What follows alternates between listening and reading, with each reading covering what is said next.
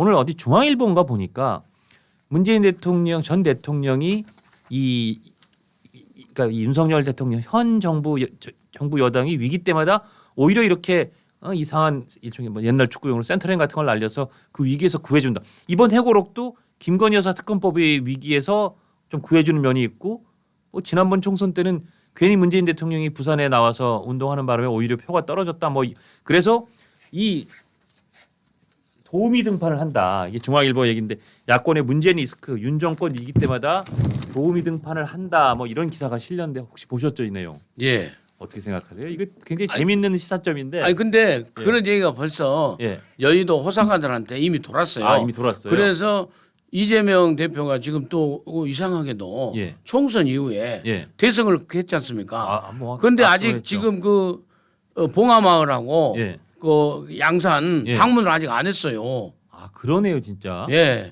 그래가지고 지금 압승하고 나면 한번 가는 게 그냥 상례인데. 좀 감정이 뜨아간 게 아니냐. 그래서 앵커께서 아까 말씀하신 그 이제 부산 지역. 그래서 문재인 대통령 때문에 이제 이재명 대표 속내가 그런다는 거예요. 예, 여의도 호사가들 얘기입니다. 문재인 대통령이 돌아가가지고 부산 18개 중에서 사실 한 7개에서 10개가 흔들거렸다고 했거든요. 선거 열흘 전만 해도. 그때 분위기 좀 심상치 않았죠. 근데 지금 하나 딱 됐잖아요. 그러니까 17개 악고 내버렸지 않습니까? 그다음에 낙동강 벨트 포함해가지고 경남이 16개인데 그중에 낙동강 벨트 하고 경남 3개밖에 못 건졌어요. 3개밖에. 그래가지고 이재명 대표 입장에서는 거기서 했으면 8석에서 10석 건져가지고 개헌선이 넘어갔을 수도 있는 거네요. 200석을 넘겼을 텐데 문재인 전 대통령 때문에 안 됐다고. 그러니까 이재명 대표가 왜 저렇게 돌아다녀가 이렇게 이렇게 했냐고 그러면 안 좋다는 호사가들의 이제 설이 있다는 거죠. 참새떼들 얘기가 있어요. 그러면 지난주에도 홍준표 대구시장이 자꾸 한동훈 전 비대위원장을 저격해서 오히려 역설적으로 한동훈 비대위원장의 정치 공간을 넓혀준다 뭐 그런. 근데 이거 정말 홍 시장의 진의일까 아니면 자살골일까 이런 얘기 잠깐 했었잖아요. 약간 구도가 비슷한 것 같은데. 그 자살골이죠. 그럼 문재인 대통령이 자살골입니까? 자살골이라고 저는 봐요. 설마 이재명 대표를 조금 견제하기 위해서 차라리 윤석열 현 대통령한테 조금 공간을 주는 그런 의도는 그건 너무 나간 건가요? 아닌가요? 좀 그런 것 같아요. 근데 문재인 대통령이 그 옛날 2016년도 총선 있잖아요. 그 안철수 국민의당 돌풍이 호남에서 불러일으킬 때 그때도 문재인 그때 대표였죠. 문재인 대표가 호남에 간 데마다 다 져버린 거예요. 그래가지고 그냥 판단에 좀 문제가 있지 않냐. 민심을 잘 못 읽어내는. 기억나는데 그때는 당시 문재인 대표가 호남에서는 굉장히 거부감을 많이 불러일으키고 있는 그런 상황이었죠. 그런데도 오지 말았는데도 가가지고 특히나 이제 그 여수 순천 그쪽은 굉장히 분위기가 민주당한테 우호적이었는데 나중에 문재인 그 당시 대표가 탄핵한 뒤로 완전히 호남 그 담양 그쪽 한석만 빼고 나머지는 다 석권해 버렸잖아요. 근데 이번에 부산에서는 진짜로 우스갯소리가 아니라 좀 연관성이 있는 것 같아요.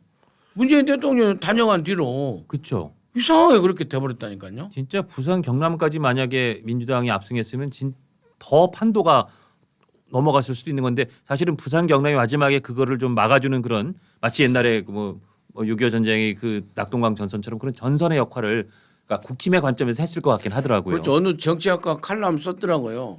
그 부산 경남 거기에 그 108석 거기에 힘입은 108석이 대한민국의 민주주의를 지켜냈다. 그게 뭐냐면 상권 분립, 상권 분립을 지켜냈다. 그래서 입법부가 행정부를 마음대로 바꿀 수 있는 그 탄핵해버리고 막 그 개헌해버리고 이것을 완전히 막아냈다. 그나마 뭐 거부권도 다 당연히 유명무실하시니까 거부권 입법 뭐든지 다 할 수 있는 거죠. 재표결 무력화시키는 거 이것을 정말 막아냈다. 한국 민주주의의 상권 분립을 막아냈다라고 그 역설적으로 그 칼럼을 썼더라고요. 뭐 일리가 있는 말 같네요. 알겠습니다. 하여튼 이 문재인 대통령 회고록에 불러온 나비 효과는 여기까지 좀 하고. 아니 그래서요. 하나 더 하시죠. 한 말씀 더 드리면 그래서 이상한 게 지금 이 이재명 대표가 문재인 그 지우기로 가는 게 아닌가 심정적으로. 그래서 지금 해석을 하는 것이 지난주엔가요? 그 조선일보에서 일면에 썼지 않습니까? 뭐냐면은 박찬대 신임 원내대표가 아주 찐명이죠. 종부세 폐지. 아 그렇죠. 그 종부세 폐지를 썼지 않습니까? 예. 종부세는요 노무현 대통령이 만들어서 그러니까 1가구 1주택에 대해서는 종부세 안 받겠다는 그 얘기였죠. 예. 아무리 예. 그 집값이 높아도 안 주겠다. 예. 그런데 노무현 대통령이 그걸 만들어내 가지고 문재인 대통령 시절에 확실하게 실현한 정책이에요. 예. 그 대표적인 그 친노 친문 정책 아닙니까? 예. 그것을 원내대표가 갑자기 바꾸자고 했어요. 예. 그랬는데 또 친문에 예. 친문인 진성준 정책의장이 그거 아니다라고 또 했거든요. 하루 뭐 다음 날인가 아니라고. 네, 했죠. 그래서 지금 예. 엇박자가 나잖아요. 예. 그 친문 진성준 정책의장은 또 어저께인가요? 그 김성중 여사의 예. 타지말 예. 거기는 영국 엘리자베스 여왕이 그 우리 한국에 방한해 가지고 안동 하회마을 간 거하고 똑같다, 유사하다. 저도 그 기억나는데 그 비유는 좀 부적절한 거 아닙니까? 매우 부적절하죠. 예. 그러면은 김정숙 여사가 예. 그 최고 책임자입니까?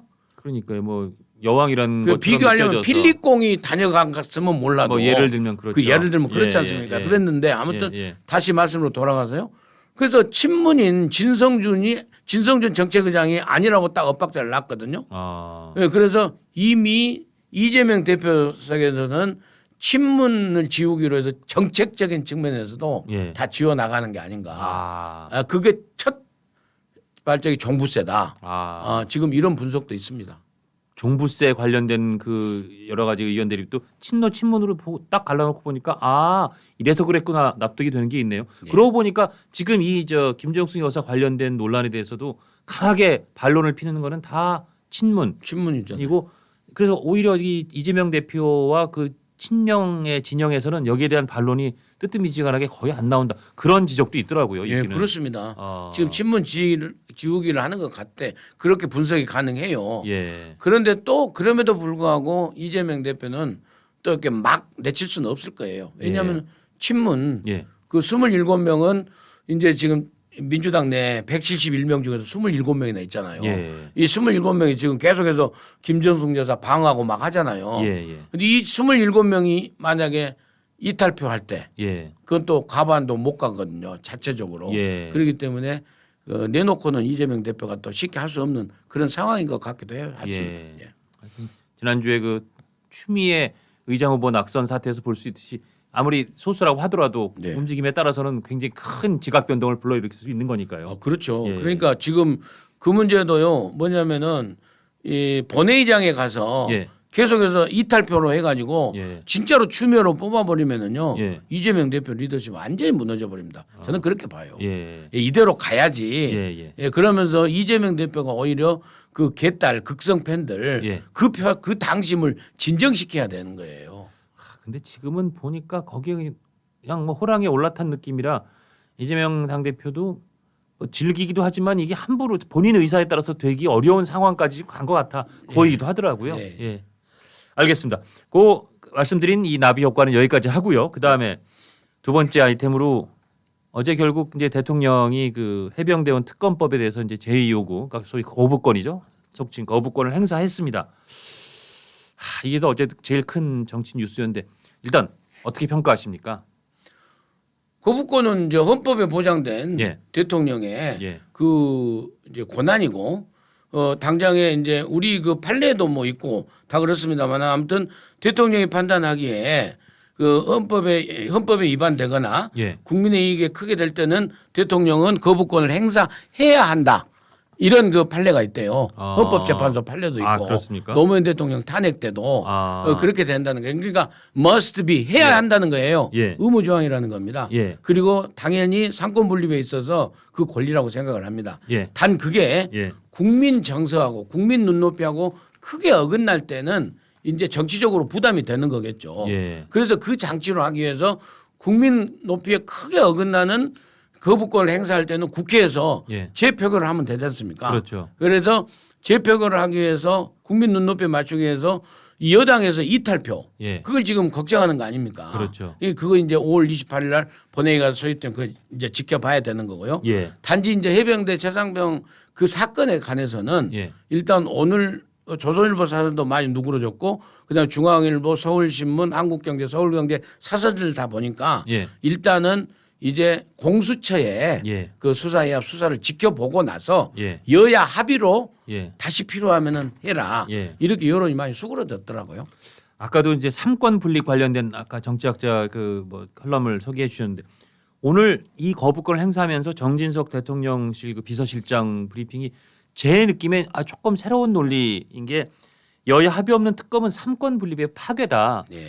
그런 뭐 의견들이 그다음 뭐 없진 않았을 것 같은데 이걸 딱 끄집어내서 이런 의미 때문에도 거부권을 행사해야 된다 그러니까 일단 저는 신선하기도 하고 그런 의미에서도 저 이렇게 이 특검은 사실 뭐 야당이 고발해놓고 야당이 그 특검도 지명하고 야당 마음대로 하는 특검 그래서 여당이 합의 없이 그냥 통과시킨 특검법 이거는 상권 분립을 파괴한다는 논리도 성립될 수 있겠구나 그 생각이 들더라고요. 그렇습니다. 예. 그런데 그 중에서 이제 상권 분립은 그 법리적 차원 아닙니까? 예. 제일 중요한 게 국민 눈높이, 국민의 이익 아니겠어요? 국민 예. 정서법. 예. 그 정서법을 봤을 때 그러니까 조선일보 그 논조도요. 예. 양곡관리법 같은 경우에는 거부권 행사에 있어서 그냥 굉장히 국민이 대통령이 그럴 수 있다라고 해요. 예. 이게 최상병 특검법 이런 거 좀 달라요. 말하면 신문 논조들도. 그렇죠. 그래서 예. 항상 국민 눈높이에 맞아야 되고 그다음에 또 야당이 너무 지나쳐요. 제가 솔직히 말씀드리면 예. 뭐냐면은요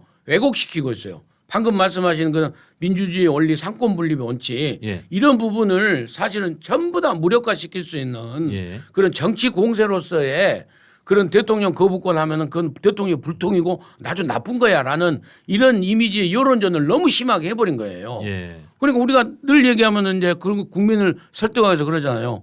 그럼 대통령제 정통 대통령제 국가로 할 수 있는 예. 미국에서 예. 이 얘기를 막 하지 않습니까? 예. 바이든 대통령 12번인가 10번. 예. 그다음에 이전에 트럼프 대통령 뭐 10번. 예. 그다음에 오바마 대통령 뭐 12번. 예. 그다음에 트럼프 대통령 37번. 그다음에 루즈벨트 대통령 630 몇 번. 루즈벨트 그때 예, 엄청나게 거부권 지난주에 그 김민전 예, 맞습니다. 교수가 아주 정치학 그 맞습니다. 강의처럼 막 하셔가지고 앵커하고 아주 재밌게 저 봤어요. 감사합니다. 근데 예. 그런 부분을 예. 좀 여권에서도 여론전도 하고 해야 되는데 예. 너무 손 놓고 있어요. 좀 다른 얘기 아무튼 예. 그 야당이 너무 심한 그 여론전을 하면서 좀 부정적인 방향으로 한다. 그러니까 소위 말하는 정치 공세가 좀 과하다 그 말씀이죠. 과하죠. 과하다. 예. 아니, 민주주의 원리를 지켜야 될 거 아닙니까? 예. 사실은 대통령 탄핵도 마찬가지야. 잘못하면 탄핵하지만 헌법과 법률을 위반했는데 대통령 선거 취임하기 전에 탄핵 얘기했잖아요.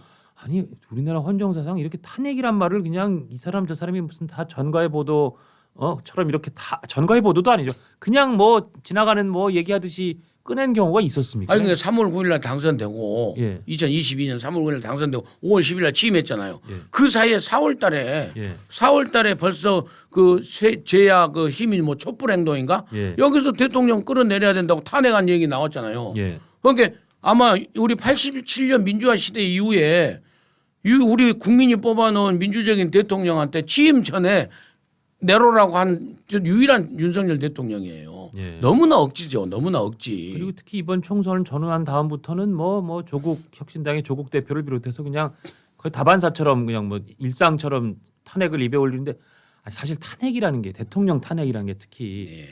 저는 그런 생각이 들더라고요. 인체로 치면 사람이 뭐 병이 들면 저 치료를 받아야죠. 근데 정말 뇌 수술을 하는 뇌를 가르고 뭐 뇌를 끄집어낼 정도의 큰 수술은 함부로 하는 게 아니지 않습니까? 그렇죠. 약도 써보고 뭐 식이요법도 해보고 운동도 하라 그랬는데 정말 몸이 도저히 심각해서 안 됐을 때 최후의 비상수단으로 하는 그런 큰 수술을 지금은 어디 감기 기운만 있어도 야 가서 너 뇌 좀 꺼내야겠다. 어디 가다가 여기 상처만 나도 가다가 뇌 좀 꺼내야겠다. 이거는 약간 인체에 대한 모독 같은 생각이 드는데 마찬가지로 우리 헌법 질서에 대한 약간의 모독이고 그 헌법 질서를 공유하고 같이 살아가는 국민들 입장에서도 물론 윤석열 대통령을 좋아하는 사람도 있고 싫어하는 사람도 있고 뭐 당연히 야당을 좋아하는 사람도 있고 싫어하는 사람도 있지만 탄핵을 밥 먹듯이 꺼내는 건 정말 아닌 것 같아요. 예. 예. 그리고 또 야당한테도 제가 한 말씀 좀 드리면 예. 25일 날 예. 또 이제 그 거부권에서 예. 그 규탄 대회를 뭐 6개 정당인가 또 한대요. 예, 이재명 예. 대표까지. 예. 진짜로 그 지켜봐야 될 거야. 좀 그러면은 예. 힘을 모아서 국회 안에서 예. 재표결에 그 찬성 통과시킬 수 있도록 노력을 해야 될 거 아닙니까? 예.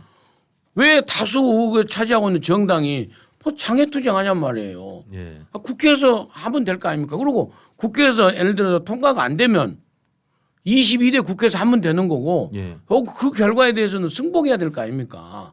우리 민주주의라는 게 뭡니까? 민주주의라는 게 예. 의사결정하는 과정에서 우리가 직접 민주주의에서 광장에다가 5천만 명이 다 못 모이니까 대신해서 우리가 의원들을 뽑는 거 아니에요. 그렇죠. 그래서 우리가 대의민주주의라는 거 아닙니까? 예. 그럼 대의민주주의는 바로 국민들 의사는 아니에요. 예. 그럼 그 원리가 의사결정을 하는 데 있어서 먼저 서로 협상하고 타협해보고 예. 안 되면 표결로 가는 거 아니에요. 그렇죠. 그럼 표결 나오면 어떻게 해야 됩니까? 승복해야 될 거 아닙니까? 예. 표결 결과도 승복 안 하는 것이 지금의 제가 보기에는 대한민국의 제1야당이에요.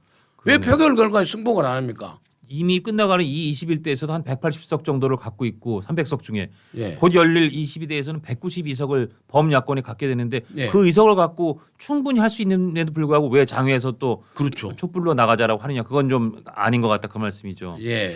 그러니까 대통령의 국민 정서하고 떨어진 국정 이런 그 대통령 불통 그거하고 별개로 예.